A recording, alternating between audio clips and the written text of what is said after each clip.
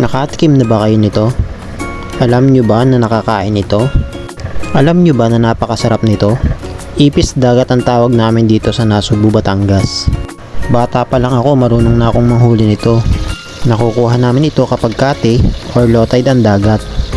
Ganito lang ang pagluluto nito.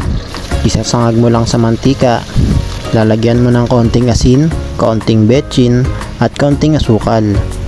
At kapag alam mo malutong na, hahanguin mo na.